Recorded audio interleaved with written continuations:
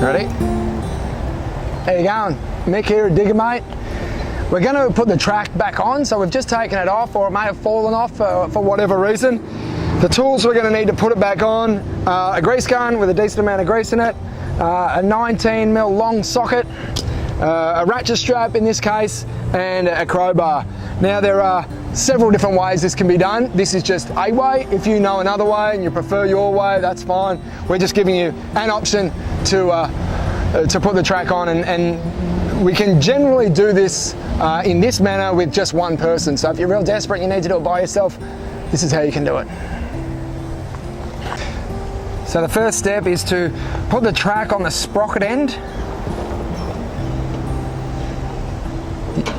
You just lay it over there, strap through the track so you can lift it on.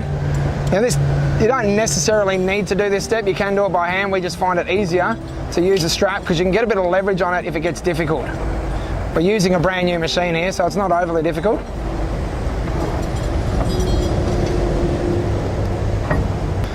Once it's reasonably close to being on at the idler end, you can then use the crowbar and roll the sprocket around so the track then rolls into position. So we'll just start the machine up here.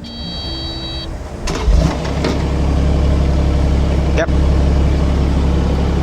And feed the crowbar in there, hold it over, have the guy on the machine just slowly roll it, and it should pop on. Just got to be careful that it doesn't go too far the other way. There you go. And now the track is on.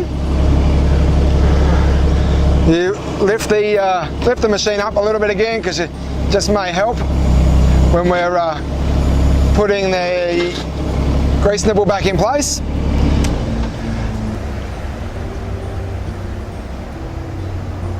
The final step is to pump the tracks full of grease. This will give you the tension that you need. So you got to pump as much grease in as you need to get the tracks nice and firm and not too much sag at the bottom. So you can see the track coming tight. Depending on your grease gun, it's about 25 to 30 pumps to get the correct tension on the rubber tracks. There you go, track's back on. Took about 10 to 15 minutes. As I said at the top, you can do it on your own, but it's much easier if you've got two people.